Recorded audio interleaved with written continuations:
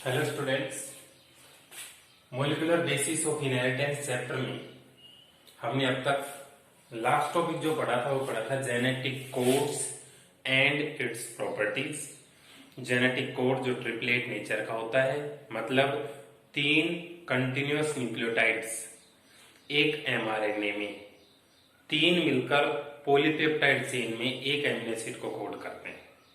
ठीक है, तो ट्रिपलेट जेनेटिक कोड होता है और जेनेटिक कोड की कुछ प्रॉपर्टीज बताई थी लास्ट में। डीजेनरेट है, यूनिवर्सल है, स्पेसिफिक है। ठीक है, उसके बाद नेक्स्ट टॉपिक है म्यूटेशन, जो हमने प्रीवियस चैप्टर में डिस्कस किया था। यहाँ पर थोड़ा सा एक एडिशन करेंगे।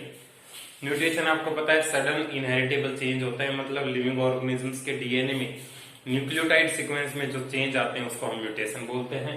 Point mutation, frame shift mutation. Point mutation में सिंगल न्यूक्लियोटाइड बेस चेंज होता है, उसका एग्जांपल हमने सिकल सेल एनीमिया डिजीज पढ़ा था। फ्रेम शिफ्ट म्यूटेशन 2 टाइप का होता है। फ्रेम शिफ्ट में क्या है, या तो नया न्यूक्लियोटाइड ऐड हो जाएगा बीच में कहीं, या फिर वहां से डिलीट हो सकता है। तो ऐड होने को इंसर्शन बोलते हैं और डिलीट होने को डिलीशन बोलते हैं। 2 टाइप का है। फ्रेम शिफ्ट में पूरी फ्रेम चेंज हो जाती है। कैसे, देखिए ये न्यूक्लियोटाइड 3-3 के पेयर में बना रहा हूं, 1 2 3 4। ये कोई डीएनए जिसमें 4 न्यूक्लियोटाइड है। ये किसी एक एमिनो एसिड को कोड कर रहा है, ये दूसरे को, ये तीसरे को, ये चौथे को, क्योंकि पहले ये आरएनए बनाएगा, फिर आरएनए से प्रोटीन में एमिनो एसिड आएंगे। अब अगर टी और ए के बीच ये एक और ए ऐड हो जाए तो रीडिंग चेंज हो जाएगी। एटीजी तो वही है, सीटीए एजीटी हो गया, जीटीटी की जगह एजीटी हो गया और एक ये फालतू हो गया। ठीक है, इसका मतलब जहां से न्यूक्लियोटाइड ऐड हुआ उसके आगे की फ्रेम चेंज हो गई, इसलिए ये इंसर्शन है, फ्रेम शिफ्ट म्यूटेशन। डिलीशन में मान लीजिए इतना बड़ा डीएनए जिसमें 2 न्यूक्लियोटाइड्स हैं, बीच में से टी हटा दो तो ए जी सी ये बच गया और बचा एटी, मतलब आप एक ही एमिनो एसिड को कोड करेगा।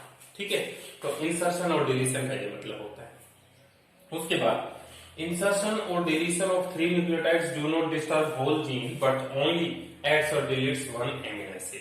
हाँ, अगर इस कोडोन के बाद 3 को न्यूक्लियोटाइड बेसेस हम ऐड करें तो इसमें 4 की जगह 5 एमिनो एसिड आएंगे, बाकी कोई चेंज नहीं आएगा, क्योंकि जो नया न्यूक्लियोटाइड का 3 का कोडोन हमने ऐड किया ना, वो एक नया एमिनो एसिड जोड़ देगा, बाकी कोई चेंज नहीं आएगा। या फिर ऐसे करें कि 3 का जो ग्रुप है वो एकदम से डिलीट कर दे, तो बनने वाली पॉलीपेप्टाइड चेन में 3 एमिनो एसिड हो जाएंगे, 4 की जगह, बाकी कोई चेंज नहीं आएगा। ठीक है, जैसे एक general example, Ram has cap. अगर हमें हैज के बाद आर और ऐड कर दे तो राम हैज आर सी ए और पी, तो यहां तक की फ्रेम तो सेम रही, जहां पर ऐड किया वहां से आगे भी डिस्टर्ब हो गई। उसके बाद आर के बाद ई और इंसर्ट करवा दें तो Ram has R E C A P, तो ये भी कोई सेंटेंस नहीं बना, मतलब ये 2 एमिनो एसिड तो ये किए हैं, आगे के दोनों चेंज हो गए। फिर डी और ऐड कर दें तो आएगा राम हैज रेड कैप। ठीक है, इसका मतलब ये जो रेड का एडिशन हुआ है उसकी वजह से एक नया एमिनो एसिड आ जाता है प्रोटीन में, मतलब यहां पर एक नया वर्ड आ गया जिससे कि सेंटेंस कंप्लीट हो गया। तो 3 के पेयर में अगर डिलीट और ऐड होंगे तो एमिनो एसिड ही बदलेगा, बस आगे पीछे से कुछ नहीं बदलेगा। लेकिन 1 या 2 डिलीट या ऐड होंगे तो फिर पूरी फ्रेम चेंज हो जाएगी। ठीक है, तो आप समझ लें, इससे तो मैं नोट सेंड करूंगा, वो लिखने हैं, अच्छे से समझ लें डिलीशन और इंसर्शन इनका मतलब क्या होता है। ओके, देखिए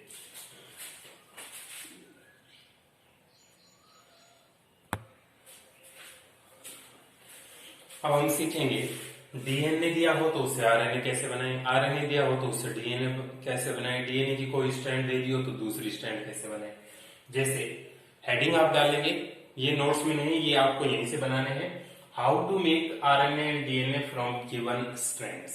जैसे पहला केस दे दिया, make RNA from following DNA. अब ये डीएनए दिया हुआ है, डबल स्ट्रैंडेड डीएनए है, इसमें 2 स्ट्रैंड है, एक दूसरे की एंटी पैरेलल है, एक 5 से 3 है, दूसरी 3 से 5। ठीक है, एक के सामने टी आ रहा है और जी के सामने सी आ रहा है, ये आपको डीएनए गिवन है, इससे आरएनए बनाएंगे। तो अब आपको पता होना चाहिए कि ट्रांसक्रिप्शन प्रोसेस से आरएनए बनता है, जिसमें नए आरएनए का फॉर्मेशन 5' to 3' डायरेक्शन में होगा। अगर नया आरएनए 5 to 3 बन रहा है, इसका मतलब डीएनए की कौन सी स्ट्रैंड कॉपी होगी, 3 to 5 वाली या 5 to 3 वाली, 3 to 5 वाली कॉपी होगी। इसका मतलब इस स्ट्रैंड का कंप्लीमेंट्री जो बनेगा ना वो आरएनए बनेगा। तो आरएनए कैसे बनाएंगे, पोलैरिटी आप लिख ले 5', ठीक है। उसको कॉपी नहीं करना, इसको कॉपी करना है कॉम्प्लीमेंट्री रूल के बेसिस पे। टी के सामने ए आएगा, ए लिख दीजिए। ए के सामने डीएनए में टी आता है लेकिन यहां यू आएगा, यू यू जी सी सी 3'। ये बन गया सिंगल स्ट्रैंडेड आरएनए, उस डीएनए का आरएनए बन गया, ठीक है। तो हमने 3 to 5 को कॉम्प्लीमेंट्री से बना दिया। उसके बाद यहां पर if GCATTG is coding strand of DNA make RNA. अब आप ट्रांसक्रिप्शन यूनिट में आपको ये पता होना चाहिए कि कोडिंग स्ट्रैंड कौन सी होती है, नॉन कोडिंग कौन सी होती है। नॉन कोडिंग को टेम्पलेट स्ट्रैंड बोलते हैं जो कि 3' to 5' होती है, और कोडिंग स्ट्रैंड डीएनए की 5' to 3' होती है। इसका मतलब यहाँ जो स्ट्रैंड दी हुई है वो 5 से 3 दी हुई है। यहाँ पर पोलैरिटी क्वेश्चन में नहीं देंगे, आपको खुद ही अंदाजा लगाना है कि ये कोडिंग स्ट्रैंड अगर है तो ये 5 से 3 दी हुई है। तो आप आंसर में लिख दीजिए 5' GCATTG 3', ठीक है। कोडिंग स्ट्रैंड दे दी, हमें आरएनए बनाना है तो पहले इसको डबल स्ट्रैंडेड डीएनए बना दो। डबल स्ट्रैंडेड डीएनए सिंपल है, जी के सामने सी, सी के सामने जी, टी ए और सी 5' बन गया डबल स्ट्रैंडेड डीएनए। अब उसी तरह इसका ट्रांसक्रिप्शन कर दो, तो ट्रांसक्रिप्शन से आरएनए बनेगा, ये वाली स्ट्रैंड कॉपी होगी, ठीक है। कोडिंग हमको दी थी, नॉन कोडिंग हमने बना ली, अब इसकी कॉपी बना देंगे 5' जी सी, टी के सामने आएगा ए, फिर यू और जी 3'। ये बन गया SS आरएनए। हमें डीएनए की एक स्ट्रैंड दी हुई थी, दूसरी हमने बना ली, फिर उसका ट्रांसक्रिप्शन करके आरएनए बना दिया। उसके बाद make double stranded DNA from which following RNA is coded. ये आपको आरएनए दिया हुआ है, ये किस डीएनए से बना है ये आपको डिटरमाइन करना है। तो कैसे करोगे, डीएनए में होते हैं 2 स्ट्रैंड, एक तो वो स्ट्रैंड जिसका कॉम्प्लीमेंट्री ये बना था, तो इसके कॉम्प्लीमेंट्री जो स्ट्रैंड बनेगी वो तो 3 to 5 बन जाएगी, और जो 3 to 5 आई उसके कॉम्प्लीमेंट्री दूसरी स्ट्रैंड बन जाएगी। देखो ये दिया हुआ है हमें सिंगल स्ट्रैंडेड आरएनए, ठीक है। अब इससे पहले तो कॉम्प्लीमेंट्री स्ट्रैंड बना दो 3' to 5'। क्या बनेगी, यू के सामने आएगा ए, सी के सामने आएगा जी, ए के सामने आएगा टी, क्योंकि अब डीएनए बना रहे हैं तो टी आएगा, फिर सी और जी 5', ठीक है। ये आपके पास बन गई नॉन कोडिंग या टेम्पलेट स्ट्रैंड। अब इसी की कॉम्प्लीमेंट्री बना तो डबल स्ट्रैंड डीएनए बन जाएगा 5' टी सी ए जी जी सी 3'। ये हो गया DS डीएनए या फिर वो जीन जिससे कि ये आरएनए बना होगा, ठीक है। तो आरएनए से डीएनए बना सकते हैं आप। उसके बाद if template strand of DNA is written as this make RNA. अब आपको पता होना चाहिए टेम्पलेट स्ट्रैंड कौन सी होती है, 3 to 5 या 5 to 3। नॉन कोडिंग को ही टेम्पलेट बोलते हैं, तो 3 to 5, यानी कि 3' से CTA GCC 5'। ये स्ट्रैंड दिया हुआ है तो आरएनए बनाना है, तो पहले इसको डबल स्ट्रैंडेड डीएनए तो कर लो कन्वर्ट, GATCGG 3', और उससे ट्रांसक्रिप्शन इस स्ट्रैंड का होगा, ऊपर वाली स्ट्रैंड का 3 to 5 वाली। ऊपर नीचे से कोई फर्क नहीं पड़ता, 3 to 5 का ही होगा हमेशा ट्रांसक्रिप्शन। क्या बनेगा देखो, 5' G A U C G G 3', ठीक है। तो इस तरह से आप बना सकते हैं किसी गिवन स्ट्रैंड। आपको ये जरूर पता होना चाहिए कोडिंग कौन सी होती है, नॉन कोडिंग कौन सी होती है। आरएनए 5 से 3 बनता है, उसके कॉम्प्लीमेंट्री 3 से 5 बनेगी, ये भी ध्यान रखेंगे आप। इस तरह से गिवन डीएनए स्ट्रैंड से आप नई स्ट्रैंड का फॉर्मेशन कर सकते हैं, ठीक है। तो ये एक तरीका हो गया बनाने का। उसके बाद आरएनए के टाइप्स बताता हूं मैं कि 3 टाइप के आरएनए का क्या क्या फंक्शन होता है सेल के अंदर, ये लिखिए। और एनसीईआरटी एक्सरसाइज में इस तरह का 1-2 क्वेश्चन दिया हुआ है, इसको प्रैक्टिस करें और आंसर निकालें। ओके,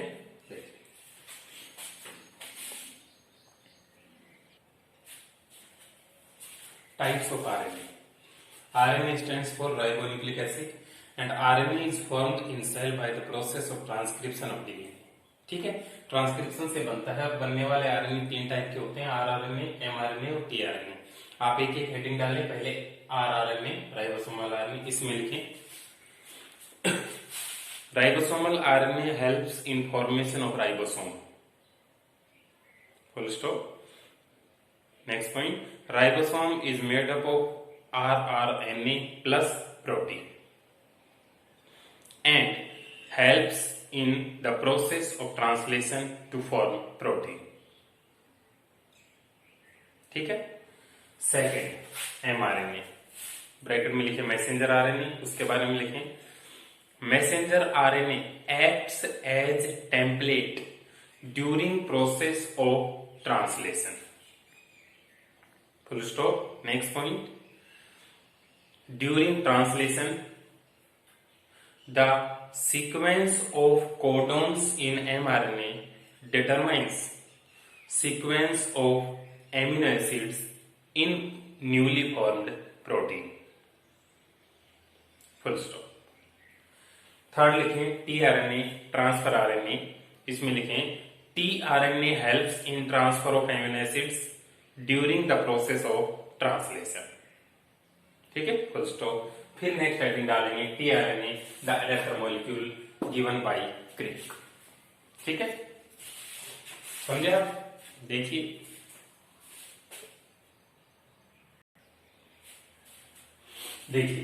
टीआरएनए एक एडेप्टर मॉलिक्यूल है. फंक्शन मैंने बता दिया कि टीआरएनए का फंक्शन होता है नए नए एमिनो एसिड्स को ट्रांसफर करना जब एमआरएनए से प्रोटीन का फॉर्मेशन हो रहा हो ट्रांसलेशन प्रोसेस के थ्रू.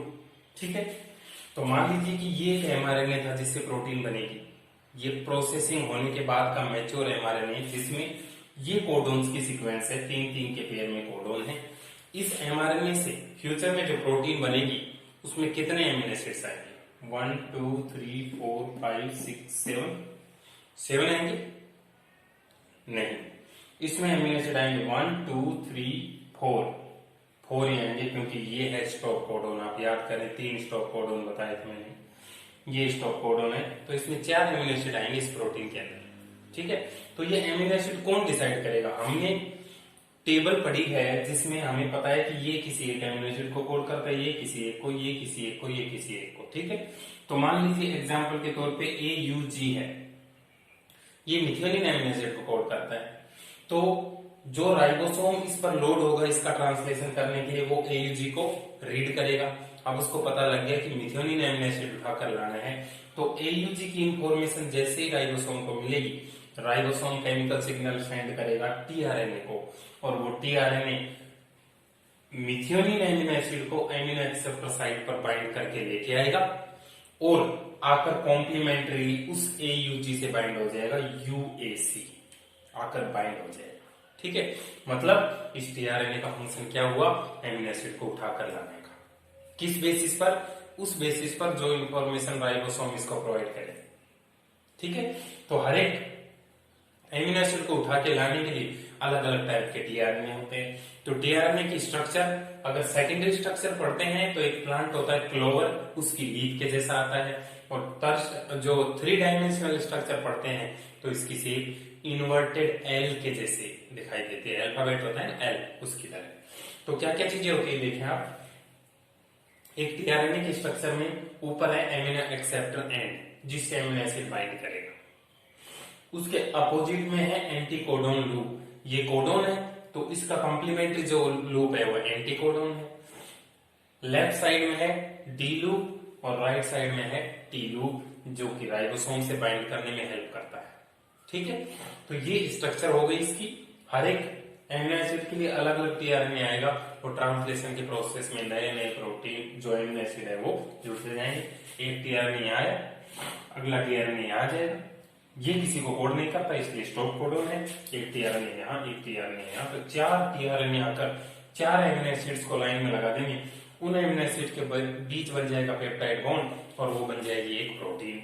और ये टीआरएनए एक एक करके छोड़ के चला जाएगा और एक लंबी चेन एमिनो एसिड्स की बन जाएगी प्रोटीन। ठीक है, तो ये प्रोसेस हम डिटेल में पढ़ेंगे ट्रांसलेशन के अंदर। यहां तक तो आप सिर्फ टीआरएनए के स्ट्रक्चर्स को पढ़ें, नोट्स को इनको अच्छे से समझे और फिर मैं सेंड करूंगा आपको नोट्स, वो लिखें। ठीक है, डीएनए से आरएनए, आरएनए से डीएनए ये बनाना सीखे, आपको आना चाहिए सभी को। ओके, देखिए